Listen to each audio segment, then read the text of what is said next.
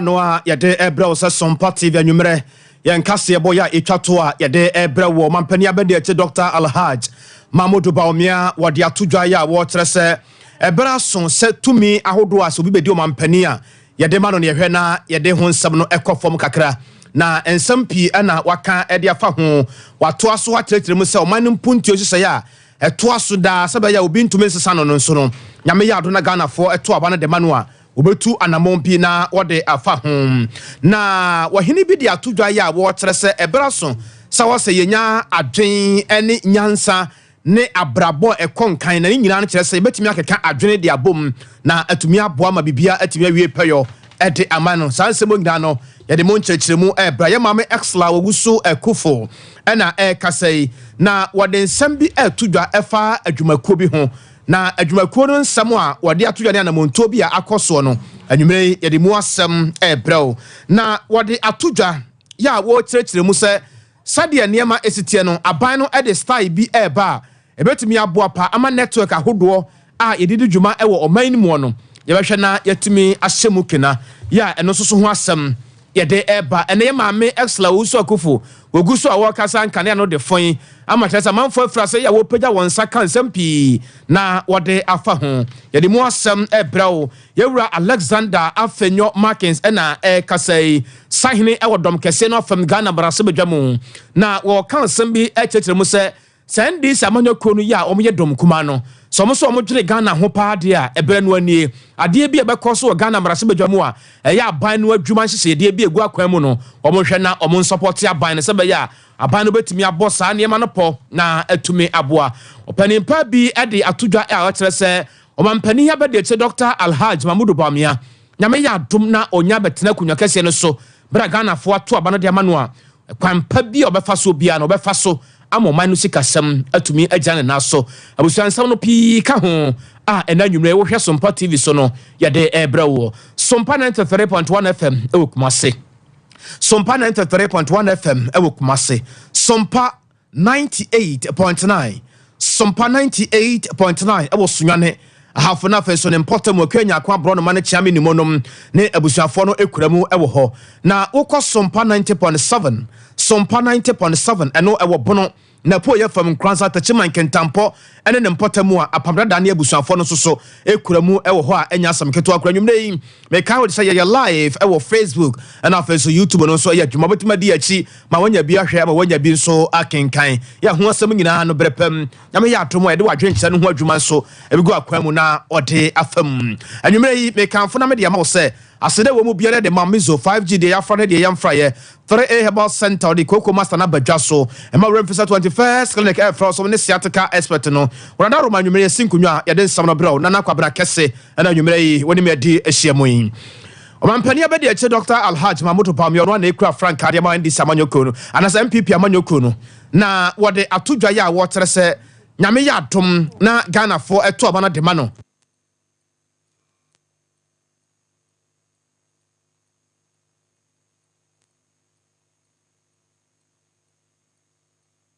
ese ne nyina no ebebomu se sade niema esi ekeka kono se ye to aba edema asemasi na so obente se bia ono ena ye omampani a ubo se tumi ya ye de ma tumi ye de ma na bade akyeni ade no eba ne sa ne hadwen na ekamia kwakoye so manfo no a eto aba kro edema wo no na ekamia kwakoso mo de omakoye epupu obosu ne so da su kache ba ne sa na ne hadwen papa e mo se wo pre se Ghana fo ento abama no mfa meye omampani de nanso no hia se bia de bi wo hono mo a eni kwa se woka e wo se woka panti woka ne wo tetere mo se nyame ya adom a tumi ne besa akɔmanfo no hɔ na wɔne a odi animu sa kandifo so mampani abɛde akyi ne mpanifo bie no yɛhwɛ na tumi no ɔmo nsam no yɛtimi ama ɔmo nsa akɔfam kakra no manfo no atimi nya hoden ɛwɔ tumi mu that we need to really look at an amendment of the Constitution.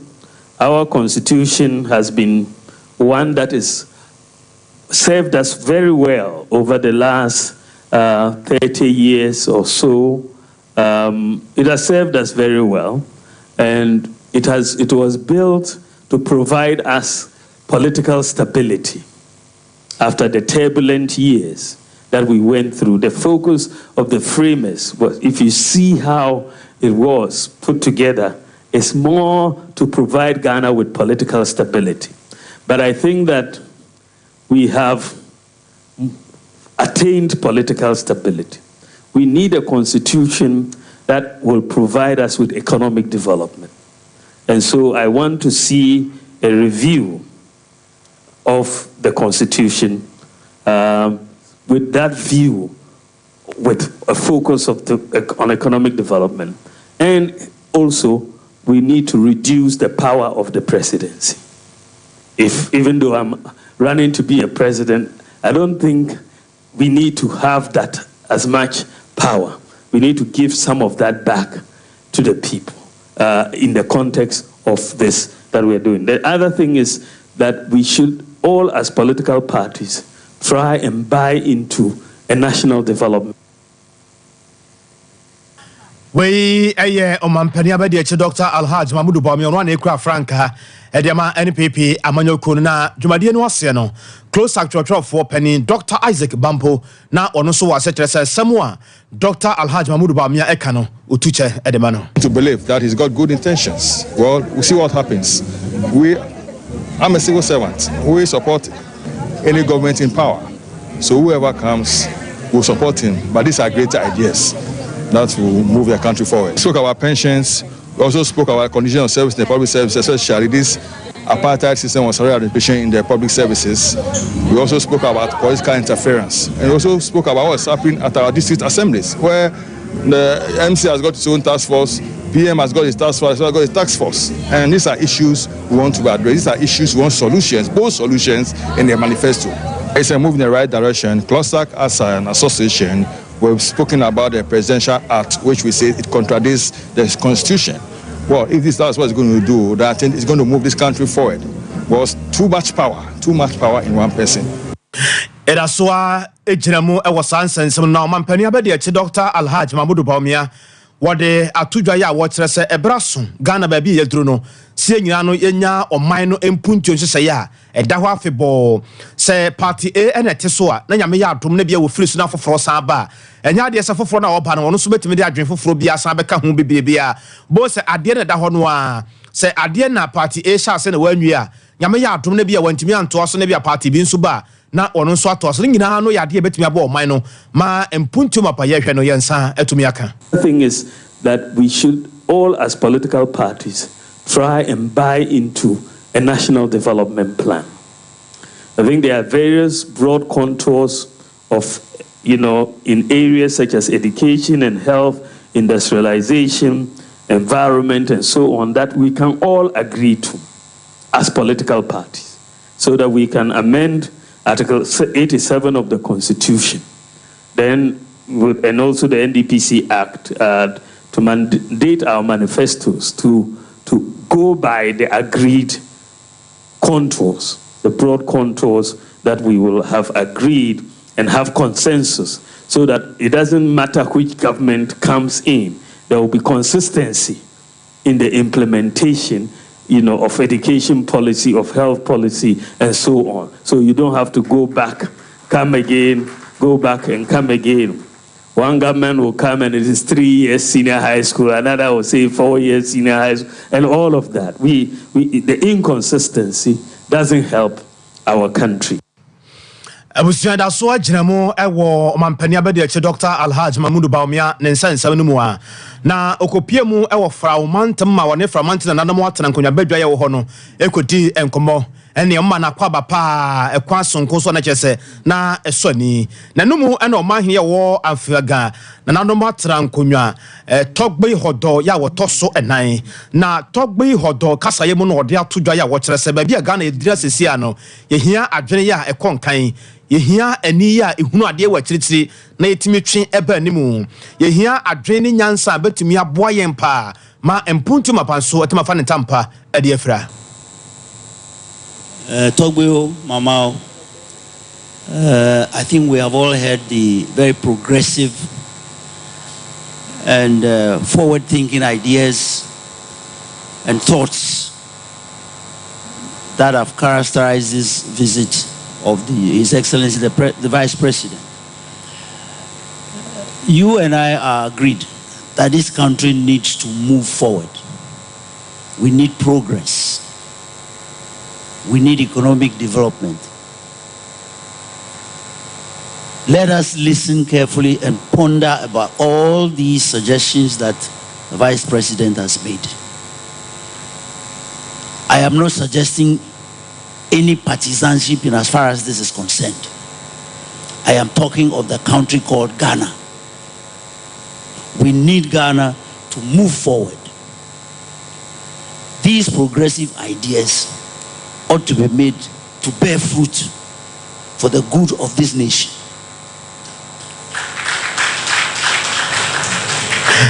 Ene ya etwagu ye eye o mahini ya wo amfiaga na nanom atena nkonwa togbe hodoya otoso enan na yete nkan abusua ye koya nim wo ensamfoforo emu ye mame exla owusu akufo nchan na yaduri na ye mame e de atodwa ya o kire se Next Gen Franco Company Limited a yadu dwumadie bi e ma no no na ohwe nkrata mu ene ade no a na kamya kwakwa se saa adwumaku no contract ya yede e ma no no omutintim saa adwumaku na wotwe pepepepepepepepe enem de saa adwumaku no edi nkoma saa contract no ekọ ede e ma no na wode atodwa ya wotre se botai na ni so ade hunu nti a ma saa de no ekọ so no saa pepepepepepe ana etie ene bre woni nsamtwerofo edi nkoma no wakyerɛkyerɛ mu akyerɛ sɛ de niema esitie ene botai na ni so ade hunu nti a saa adwumadie yi wode tintim so ne there's an allegation that the company awarded this contract was formed a week before the license was granted to them. Now, this is a special purpose vehicle.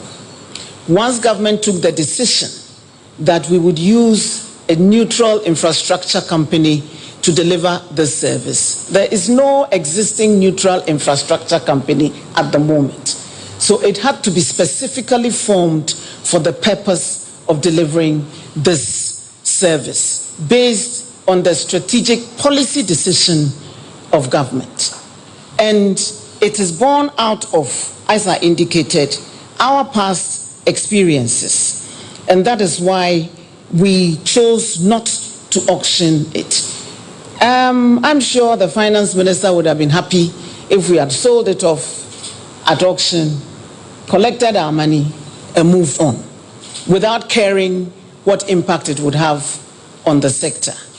Unfortunately for the finance minister, unfortunately for Ghana, we in the Ministry of Communications care about the impact of decisions taken on the growth of the sector. And so after analyzing the nature of our telecommunications sector, it was clear that if you auctioned the spectrum, only one or two entities will be able to acquire. Wamananso ho ne fa baabi nso wode nsam kakra asoso kire se aban no e de style bi ba abosom nsia entamu no networks ahodo ye wo Ghana ha nyina no ebeboa no wahye mu tene saba ya obia benya bi na wode de ndwuma sade ese na efata no soso wakyerkyerem sade niema esiti afa ho. EIC network will provide a strong foundation for the government to offer new services to the people of Ghana through extended inclusion programs, e-government applications, and enabling unlimited opportunities for the private sector and the economy to grow. It is trite knowledge that any 10% expansion in broadband infrastructure leads to a 1.5 to 2% growth in GDP. So, we expect our economy to grow with this project. NGIC's origin is rooted in our national vision of universal access to broadband, delivering citizen-centric services through e-government initiatives. It is our expectation that the implementation of this will see NGIC democratize mobile broadband services and become a catalyst for growth. Na ene ebra na woguso ya wo kasa no hyasia kasa ya sade edi kan akyerɛkyerɛ ne bi ede akyerɛ wo no na oguso a wo kasa wo duru mfimfino kakra no mu wan sɛ ho ye fon na kyɛ nkane na dum no sɛ ei na dai maame yesla uso akufu ade de ba asɛm no sɛ obi anka na koma emfanto ne yam wakyerɛkyerɛm will enhance the lives of Ghanaians by introducing digital services in education, healthcare, digital payments, transactions, and creating sustainable jobs for value-added service operators and other tech entrepreneurs, and promote financial inclusion. The partnership will support NGIC in the entire deployment of network.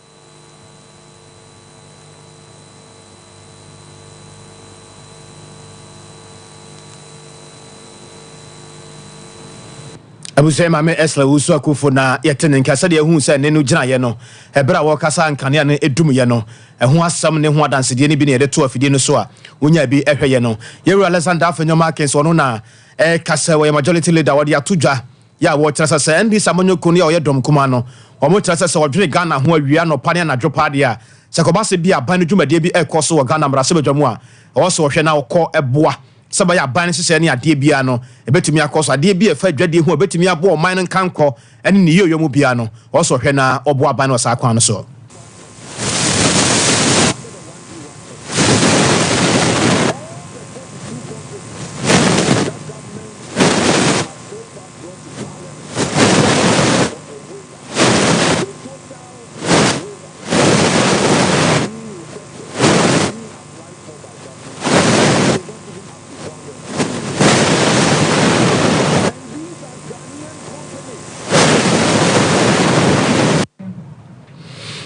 abusia yewura Alexander Afenyoma Kens na yetene nkan na enu bie mu soso ase de atodwa ya wotrese kane mampani John Dramani Mahama wono so ne hyehyeye efa eto bi hu ane ade no se nyame ya adom na se NPP aban etimi sa ato aso ne ade a obi abehu se aban no de hyehyeye eba eto ho nsensam ne ade no behu kwampa obi betimi hu nanim ewo ho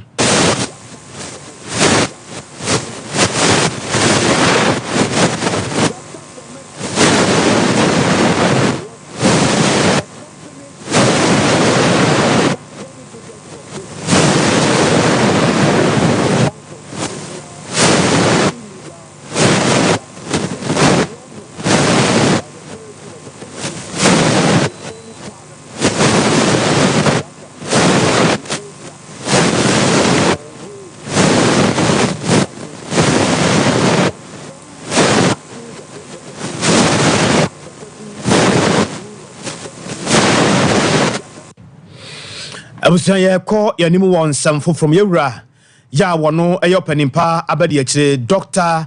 Stephen Amo obonomra ne stika edema oman esikasem atena ye honom no opani de nsam bi atodwa na wo kyerɛkyerɛ mu sɛ sɛde niema esi ekeka kono obi anka na koma emfanto ne yemwate efise wono onim de ntia wɔkasa wono waye oman sana hene abadi akire sa no ontimi meka asem ebra wonim ne ya wɔka ene sɛn Ghana mampani abadi eche Dr. Alhaj Mahmoud Baumia ene obia eka se necessary ukra yise ukra 15 cities se ukra ne se kakra beka ho ansa no nya dollar ni bi ni nyina no yade a aban na hunu aban no ate na obia nka na koma emfanto ne yam nyame ya adom na Ghana foto aban no de ma Dr. Alhaj Mahmoud Baumia no be so ekunya kese ne mu se kinkuro no otena so se ya ene we bia wu e de ama no sikasam ne ade obotutu ne ye ama Ghana sikasam ne ade no atumi agane na so first time CD who accorded what you are wearing didn't we import. We imported this, we imported that. CD depreciation is a ritual problem. I agree with you. It's not because of one particular government. Unless one is suffering from unconscious incompetence or displaying intellectual dishonesty, that will say that CD depreciation is MPP government. It's an issue that has nationalistic or that needs nationalistic attention. That one I agree. But it's not, so far we keep on being in importer-driven economy. We'll be having problems with the city because we import almost everything. But inshallah, Alhaji Dr. Mahmoud Baumia, next year if he comes, we're going to design a long-term framework to deal with the... Ene ya etwagu ye Stephen Amoa, oman soafo abadi atire ya ohwe sikasam na afenso eho ensam so anwumre no nsia brem kase na yegu so a yede ema wo no ensuo no top anti taxi drivers ne trotro drivers no ne ade no ene private cars ahodo prage abobo ya no adwobere obi anka na koma mfanto yem koboko ka no break ne nka na wato bo ase na ode asenkafo no ene woni a oteka no nyina so akọ na wakoduru boko abusua ye kuya ni mo nsam from wo hwe Sompa TV so no Sompa 90.7 no wobono na po FM Sompa 90.7 e wobono po FM Sompa 98.9 Sompa 98.9 wo Sunyane na afenso ahafo ne mpotamo. Sompa 93.1 FM ewo Kumase. Sompa 93.1 FM ewo Kumase. Afe yenko yewura atoba forcing and afenso yewura Godfred yebo adame ensensem no. Ensem no de ya cheche mu bebre e de akyere mo.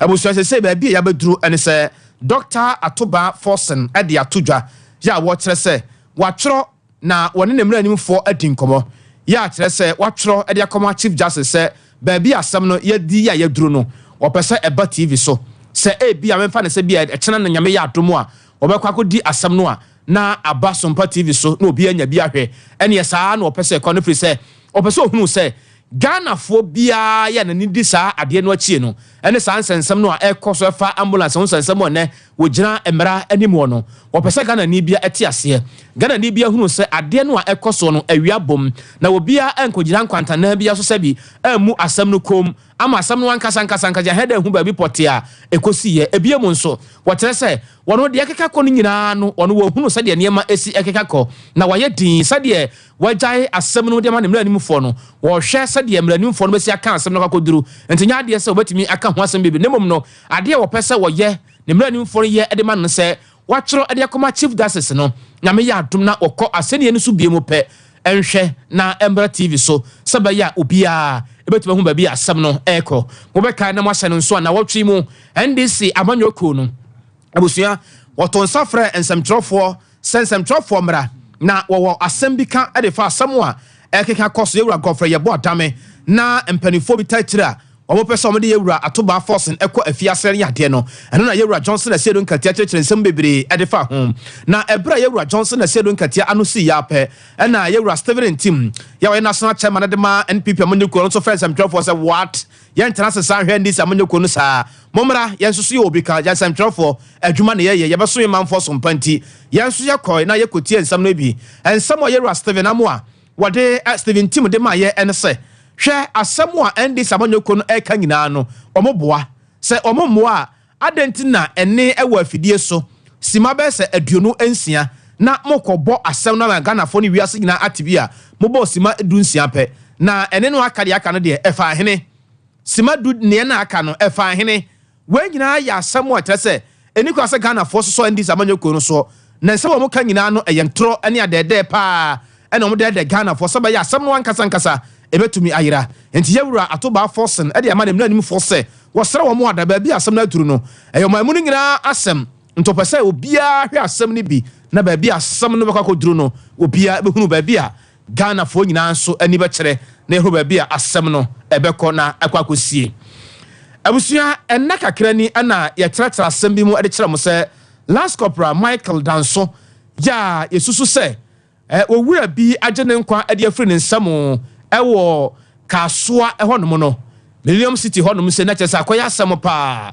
ɔpani na ɔyɛ srani na yesusu sɛ owura bi ɛfrɛ no Ben Lord ababio dodo na afrɛ nana perima ababio wɔno ɛnenam so a ama last corporal Michael Danso ɛnɛ wɔnka atiasefo ho biemu yi na akɔyɛ bibi te sɛ ensam no yɛkɔ yɛba gusoa yɛka ho asɛm na Achimota District Court ɛnɛ ɔkɔ atenasɛm a presiding magistrate owura Prince Osei Owusu ɛde asɛm no apia akɔ anim kyerɛ sɛ nyame yɛ adom a June bosom da ɛtɔ so edu emiɛnsa ɛna ɔbɛsan atena asɛm no so bie mu wei no yɛ sɛ wɔhwɛ na waboaboa ho sɛ bɛyɛ a obetimi anya dansedie pɔtee ɛne asɛm bi a court no bɛhia na watimi adi saa asɛm no fenkyɛm ɛbra ɛnkɔyɛ ntankyea bia na nɛ ɛbra mpanifo ɛba court no yɛde owura Belord ababio ya dodo na afrɛ no nana ababio barima ɛbɛgyina court no na kyɛ sɛ abusuafo no ani abrɛ paa na abusuafo no kora ɛka kyerɛ bambɔfo no sɛ ɛbɛyɛ a owura Belord yi nkɔmunya no na ɔmo so ɛnte ne koro na prɛko wɔ court hɔ na ne yɛ nyinaa bɛkɔ akɔdam a ne yɛ nyinaa kɔ akɔdam na ɔmo ani abere yie paa na ɔpani baako ɔyɛ abusuapani na ani abere yie a wɔkasa ɛyɛ ofori ata na ɔkyerɛ sɛ hwɛ deɛ bambɔfo ne mpanifo yɛ no ɛnyɛ ɔmo fɛ o bambɔfo no hunahuna mo dodo kɔkɔ to hɔ a hunahuna mo priwati mo kwa priwati yɛ hwɛ ne mpaboa kakraka bi priwati ne adeɛ sɛ ɛha dwen na yɛntie wɔ mo ɛ no Ben Lord no the lawyer for no amba so conspirator no na can say so far for the document need to attorney general It's only waiting for Attorney General's advice. Judge, you know, I just said 2 weeks from now. Say I'm right, yes, I'm maybe and 2 weeks. So that's it. For the family, the organs work here. Okay.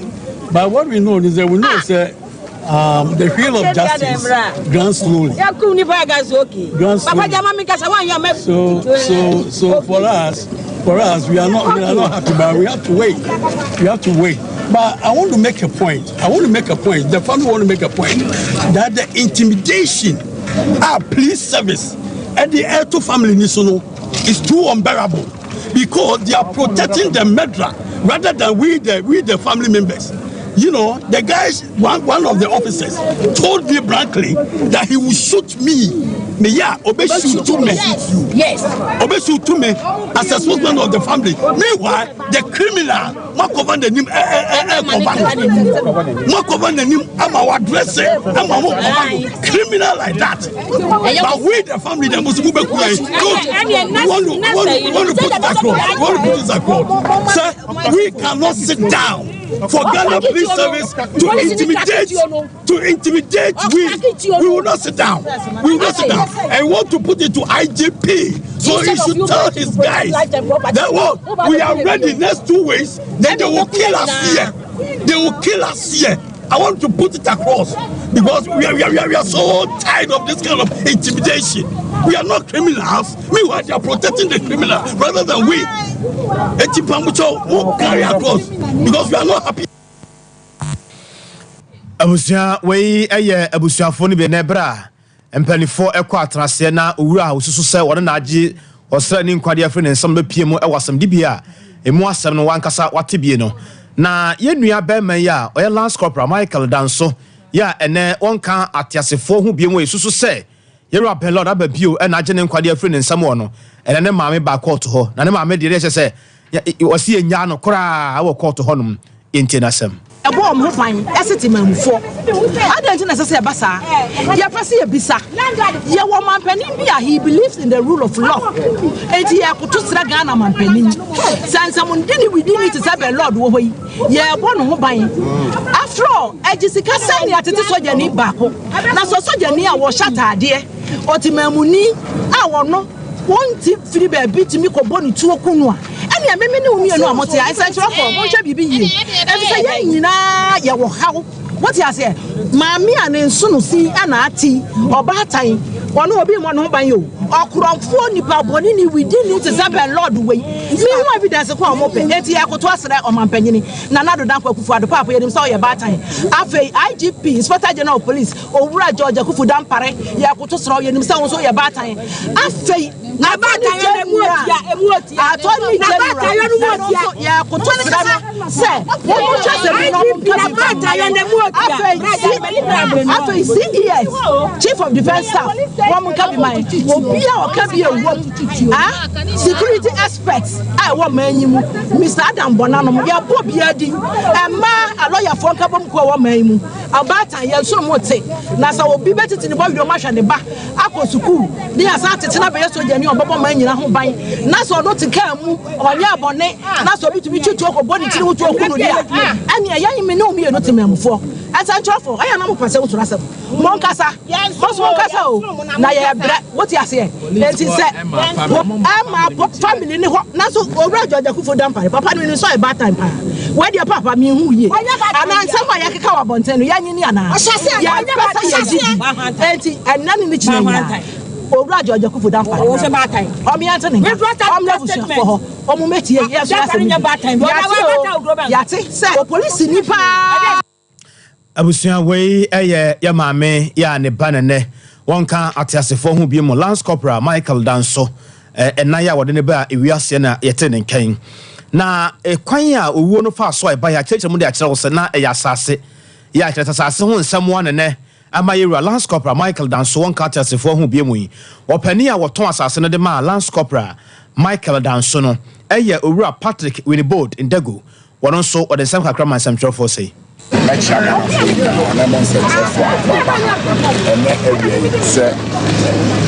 Adia air cosono, me who is enyefe. And asem we na de bia meka enipa bebre enti ase no. It seems like the criminals in this country are even protected by the police more than the good people.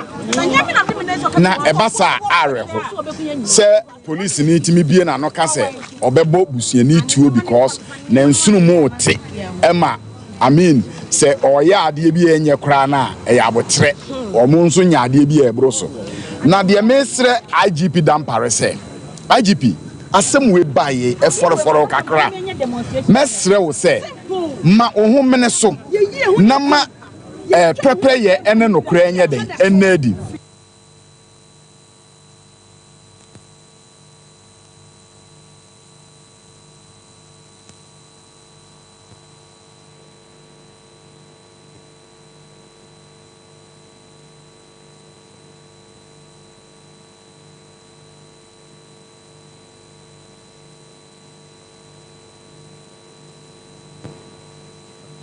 deɛ ɛne sɛ wɔkyena nyame yɛ adom a wode ontoma bɛbɔ yɛ dea no ɛwɔ yɛn nkorɔbata bia yɛ a ɛbɛn wɔ na watimi abɛgye apɔmtene deɛ wɔ mu ne sɛ yɛne sciatica expert no ankasa kwane yɛre no fa so a ɛba ɛne hwehwɛmu bia wopɛ sɛ wɔyɛ fa yareɛ no ho no ne nyinaa no yɛbɛyɛ ho adwuma na yɛde ma wo ɛno akyi ɔhaw ne maneɛ bi na ɛwɔ nipadua no mu a yɛbɛkyɛ wo deɛ afiri mu yɛn nkorɔbata no dɔɔso nti fa number no 0540311311 0540311311 wodeɛ no yɛyɛ mtim sisi yɛde kooko na ɛha wɔ na ɛma wura fi sɛ 3A Herbal Center wɔde draw ɛfrɛ no kooko master no abadwa so nti deɛ wɔ mu no sɛ Mr. Herbal kɔle na gane Herbal no akyi apedank baabi ɛtɔn duro bia no sɛ wodeɛ no yɛ kooko yɛ mtim ɛne sisi yɛde yɛ 3A Herbal Center na deɛ wɔ mu no sɛ yɛdeɛ no wɔn mu anya adeɛ sɛ ɛbɛfa wo yam nti yɛ na wahyɛ no nso 0546107107 0546107107 deɛ wɔ mu ɛne sɛ Mizo 5G de yafra na afenso de yamfra no ewo ho dodo bi a wo pe bia no abusua ya wo de yamfra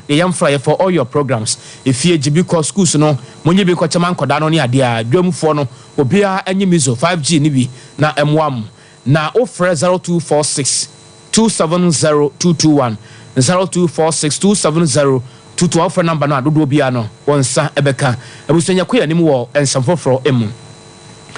Concerned Drivers Association of Ghana ena ekasai womo kyerɛ sɛ Ghana mampani abadi akyi nana adodankwa Akufo-Addo ene ni wura nana adodankwa Akufo-Addo omaye din womo so mampani abadi akyi Dr. Alhaji Mahmoud Bawumia obekasa kakra de afa ho de nanso so no ne kasae no akoye bibibia ɛwɔ hɔ na bibibia ɛwɔ hɔ no nso so no kɔda nkyɛn kura no akasa mampani na mu ebekasa na yehunu sɛ sabi omampani na nado danko Akufo-Addo na ye nyina no ye hwɛ wo no o san anase bia o nsan enti sɛ na niem sitie no sɛ aban no anhwɛ na nado danko Akufo-Addo anhwɛ na wansan a ɛna wiase nyina bɛte wɔn ka ɛde asɛm nie ye kwa ahoma no so ne ye national chairman ɛde ma ekuo yi Concerned Drivers Association of Ghana na ye no anti ho ye wura Pawuli afa wuli ma adwo e Sompa TV so ne o Nje sumiti wa tipu a omo show ofibi so enimere eni matefo nyina che osomiru na wapom tesen oyo su adom tumutum eni oba no ba na eye tuwati eye mu enne na yempe bio ayesa koda ayesa mpenifato ya ne kristo yen Concerned Drivers Association what to say abubu afua a wo makade beti a okomede wom a wo musali beti kronim eni won ku empreko oduru woni ni pani nyina adwane ninia oba na akristo fuchi omangana ni oba ni obema ni bema na muslim fuchi ewo omangana ni oba eni oba na ahemfo egum konya awo men eti eye musu eye tuade ketenesia oni pano de chanesu ena yana na ma bosonso pompo eti efi na de bane de 275 MPs wo mu jira wo magana fo nyina esi sa de ni musu o ma chai o ma mpanyini se eni pa mi elisa mi ensa de court na court wan ye enya Ghana fo ye yes sa de we tia court ye timi bio Yes, Roman Penny, and in a baby a tree. Ye Mawam net Equipin Kuda. Now, who's a woman to and the mona was outside Yamana Mra and your trophy. You weak. The very visual circle. And we can now share a statement in my. The true letter come up apostolic.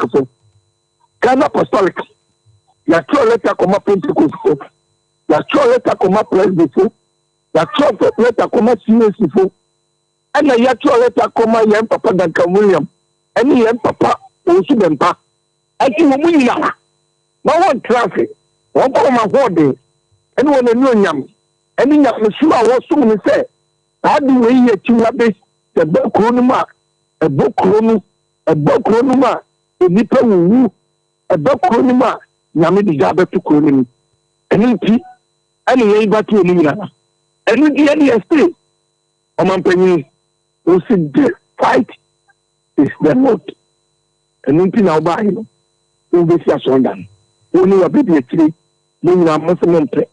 The most pedia and action. Anything then Kopimo Kunda. No Bano Obana, Obama the Demana, and your Muslim, the Masana. When young Kupanan was a Masaba. Now what it? I'm going to miss him, and Nippon or Maine, no meaning. And into your threat.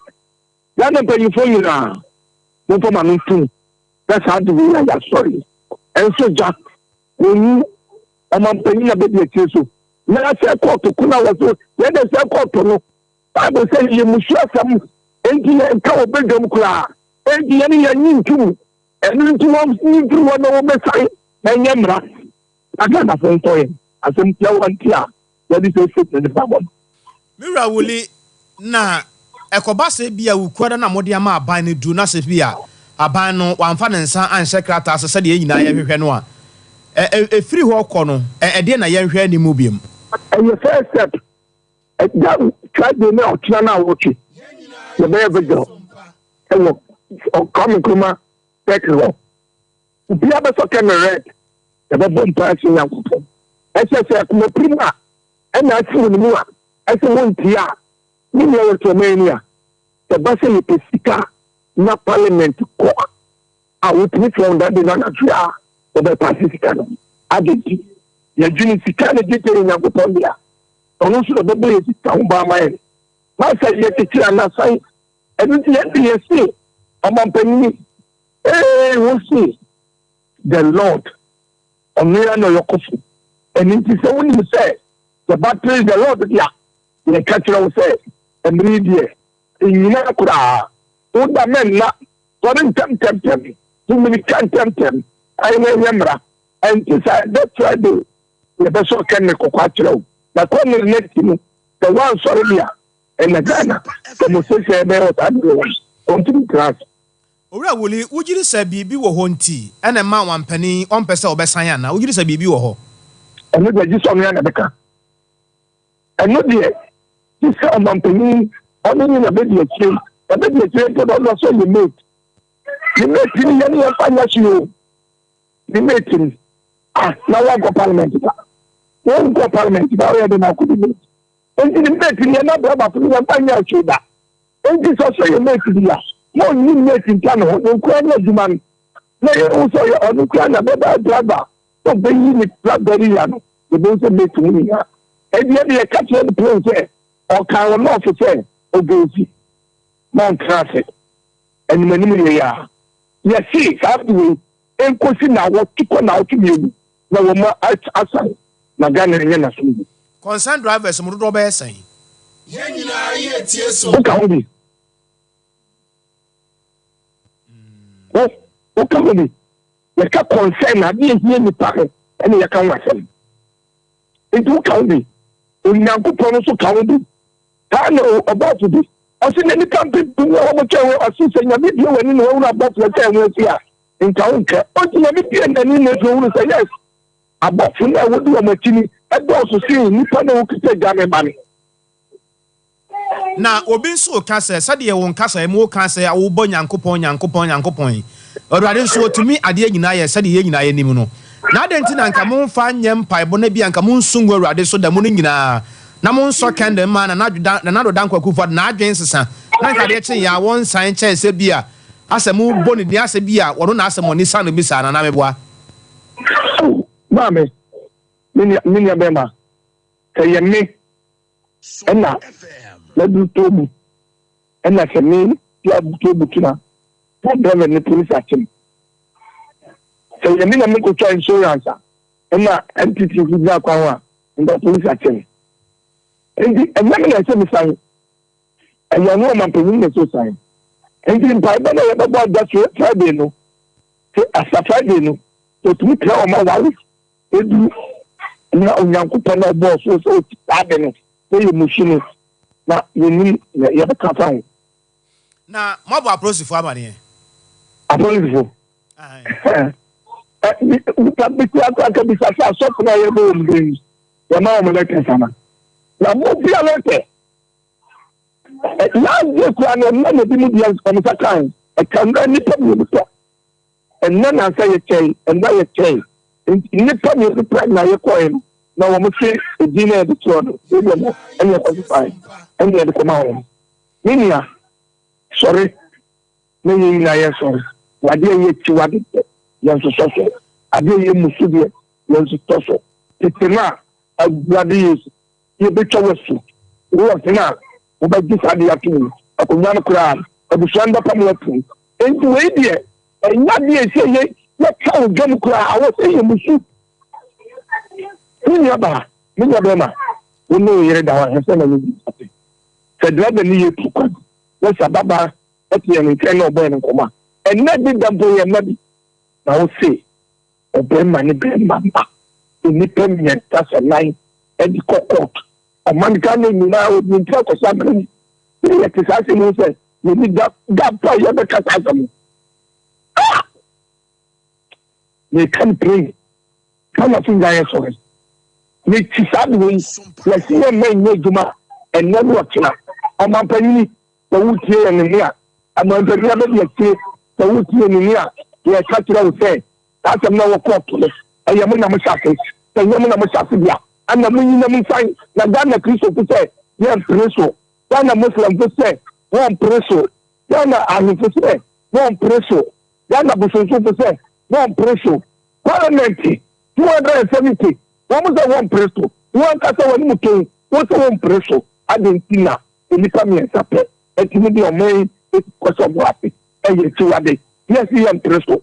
And in the near Caton said, you are now up to Friday. Mura my entry na Yamaya do not fear and do a near who baby a best sign Chadia for that's a pen you may know bre.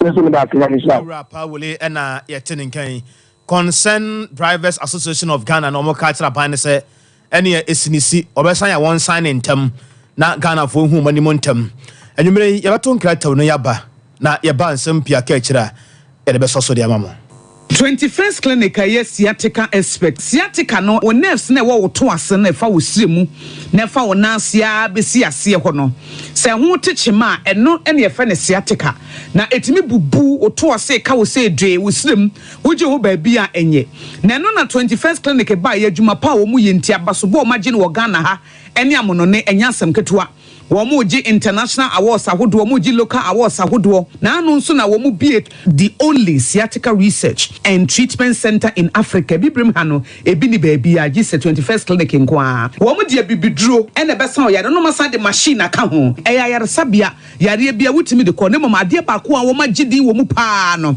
eye sciatica ena stroke nso de kwa diabetes ne hypertension ne ade ne ade Ghana ha baby a womu ho 0540 311 311 0540 311 311. That's a 21st clinic. Woman is sciatica expert.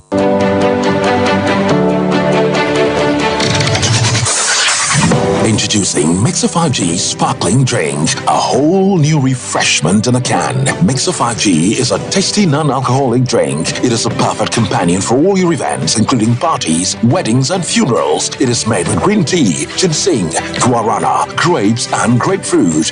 Get refreshed with Mixer 5G Sparkling Drink. For bulk purchases, contact 0246 270 221. This advert is FDA approved.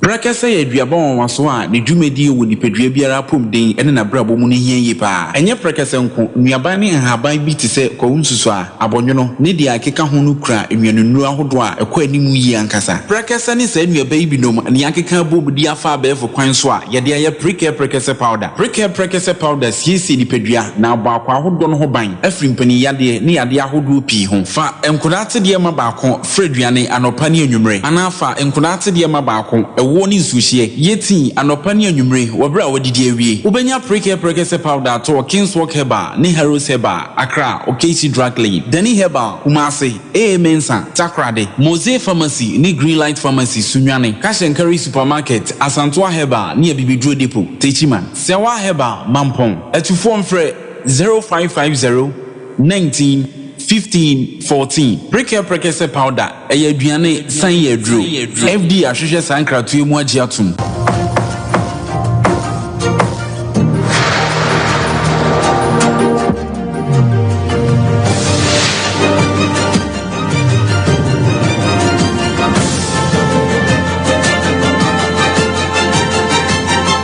Sompa TV Emma Akitiapa.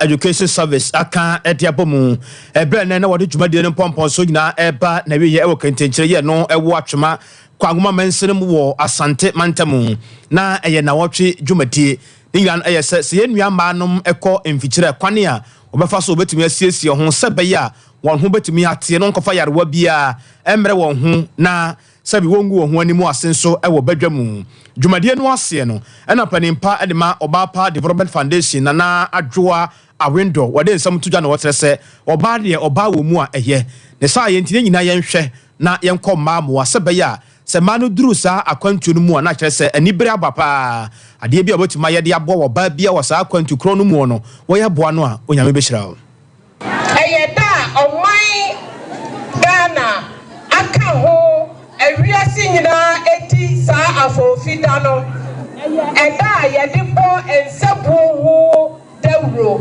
na ansa yebebo ensabu no hu dawro no se yehu se ede na ediba esuso be na womu yare ana se eba wo yare eka ye nyina ya bra ho enye mekwa afichire asemni se wunya o period anasa wubu nsa yempamu kotene fichire sabi mprediasa teteno na yenim yesi oba bu nsa wa ye ni rufi enye efi eye nyame abode ene ode amaye sesa amre ni dura sesa wa amfa ye funu nko ade a se moja na e wo anka na wo be twen se wodi eba beba betom no na eba ni nyame to no sesa amre no emoja no ebese ko na foforo san ebegina ho Obapa Development Foundation panimpa na yete nkan na adwoa a window na wamana nso hono a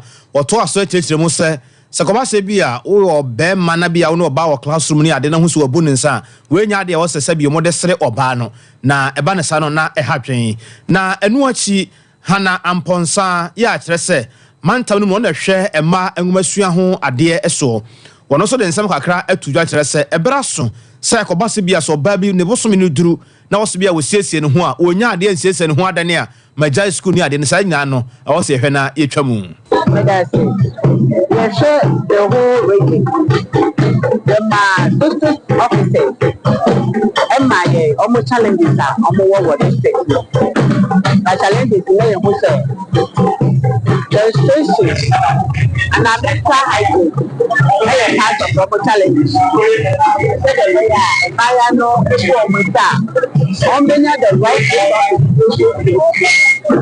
I don't see them who said I said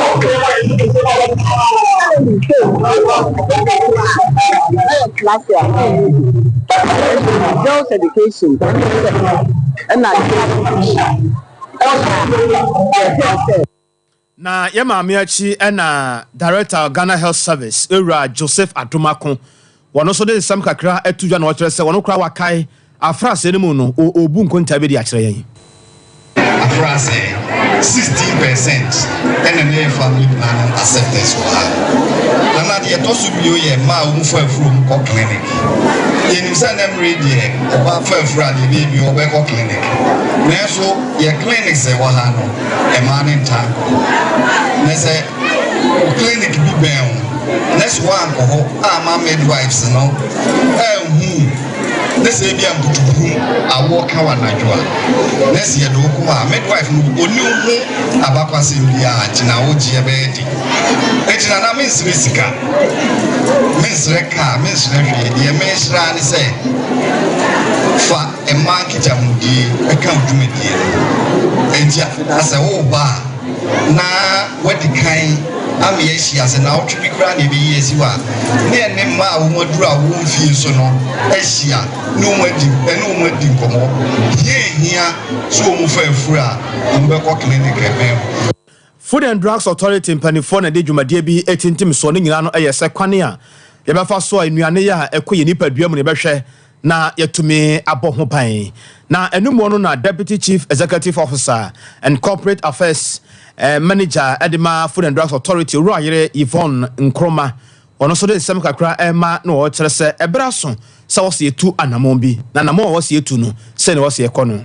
Ladies and gentlemen, following the development of the country profile, a food safety master plan has been put together, and in that regard, we gathered here today to review and validate it.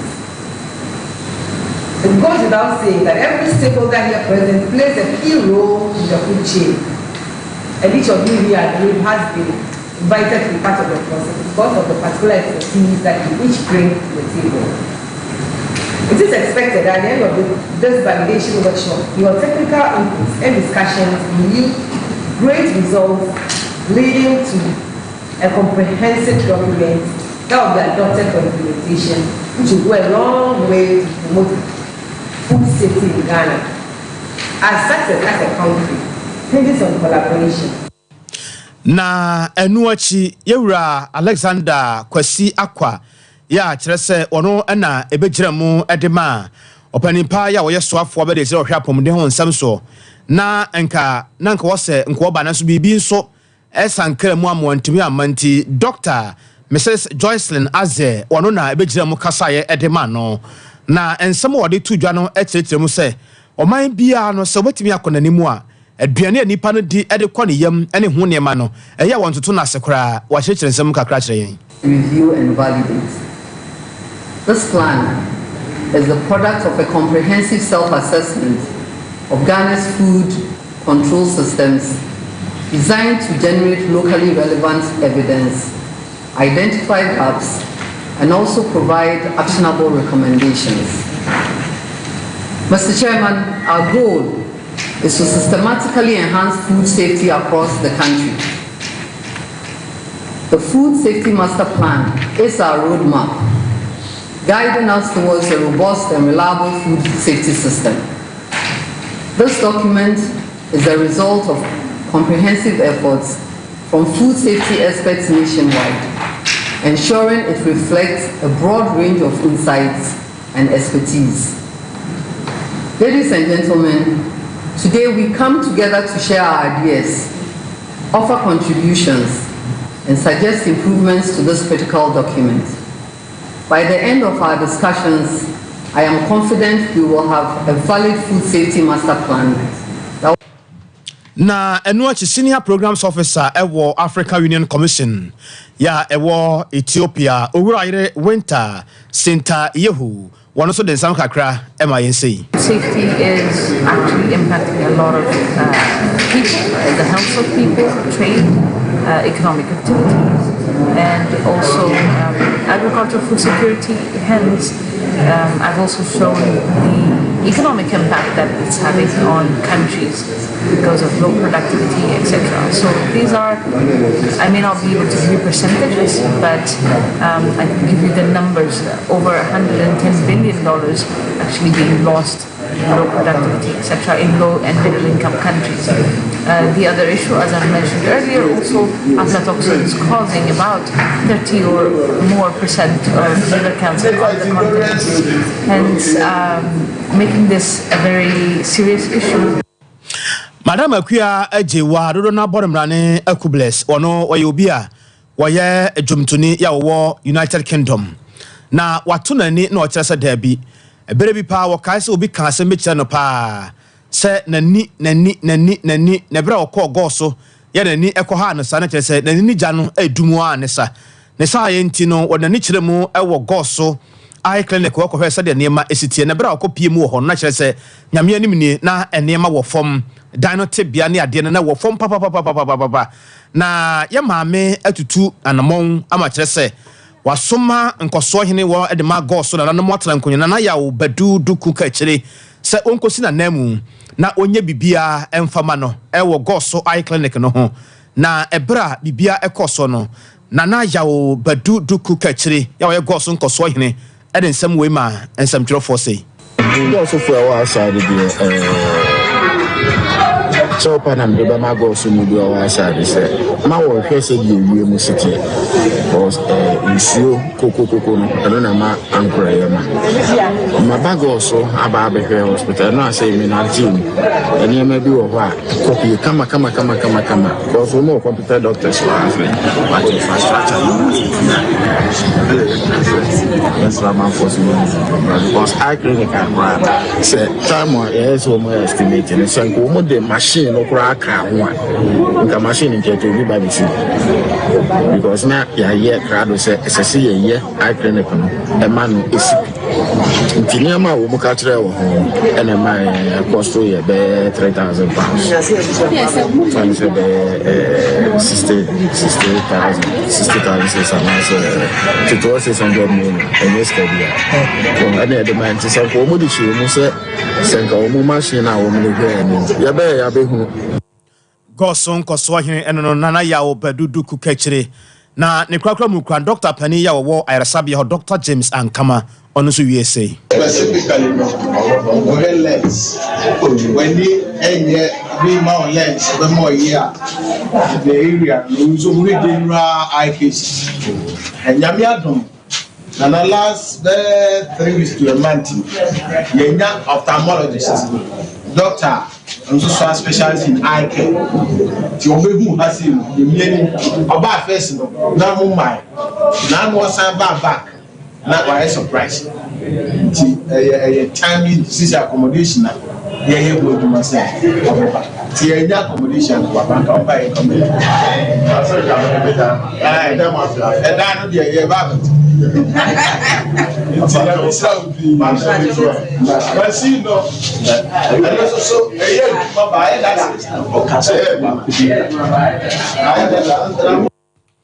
Dr. James Ankama Goso a half manta no kropon ayresabia ya ehwe ani hu nsam wo no panipa ya wo ho na yete ne nkabusua anwumre no nsabro me kase ne nyina no na wiye ne Sompa TV so na ohwe bia yi Sompa 90.7 wo bonopo ya fam Sompa 98.9 I was so na afenso hafo ene ne empotamu Sompa 93.1 FM Sompa 93.1 FM ewo kumase omu nyina ekabo mu eboa yen me de kase no ebrewo abusua na kwabra kase ni samfo pani ora sante eboa Bennett mame ya Grace sanso so na akosua somua buzi na afenso kuku omu nyina eboa me ama ya de kase no ebrewo ye be dan ho kakra bi na yaba nkaibo bi aka kire no ye de beso a enya de se ebefa woyam obetuma anom akwa adwuma ya ebra wo hawo ene amane bia enimu nti ya na wahye no nso se bibi ni na bia obaje enkyeremu a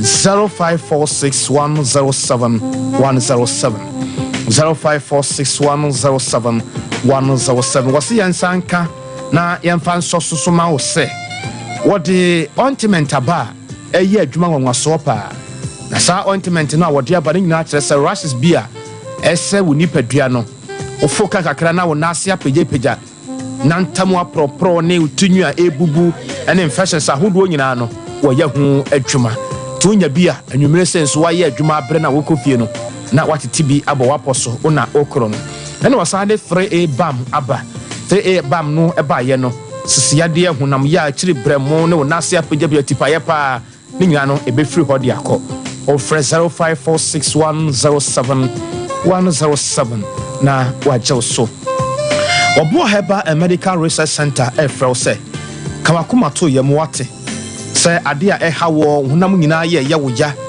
ochiri bremu moja no a eni afrosane yie we ye adwuma kakra no wabrɛ tipaye pa ya betena wo so no ni nyina no ebefiri hɔ de yakɔ ebiemu nso stroke diabetes saa so na kidney nyema nkoyie emfa ema be ma ye mmerɛ ɛwɔ mpamu ni nyina no wo ye ho adwuma hepatitis abusuako ni nyina so odi ho adwuma branches no edoson Kaswa official town ye honom Kumase Adwato Edumanu Nkranza na headquarters no Adesman ya kyerɛ sɛ adwira kwan no so a ɛna yɛwɔ ya yɛyɛ atwuma abusua de wo mu ne sɛ bibia ni a wo frɛ 0249 761508 0249 7661 na 0249 761508 and now 0257 472506.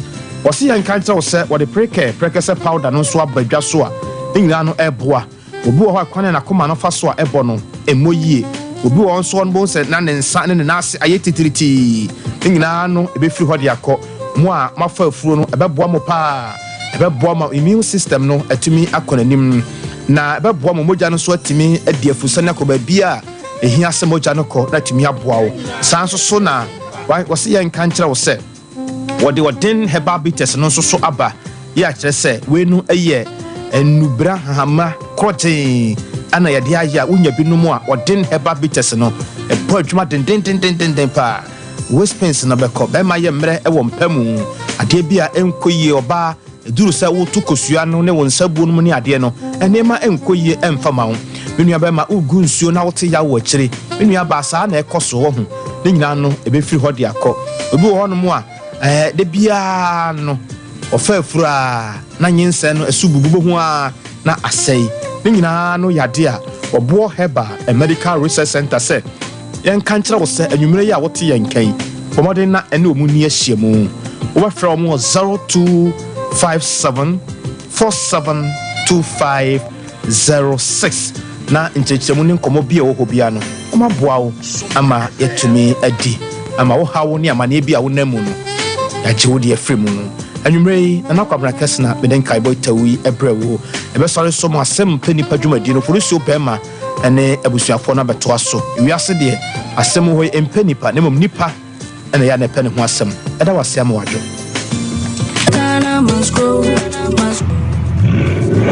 Boss, Kubewa, you KB, yo. Hey, KB, aka Kubeboga, and a Chubugatisano, who bet me put Chief Yakrakolandium.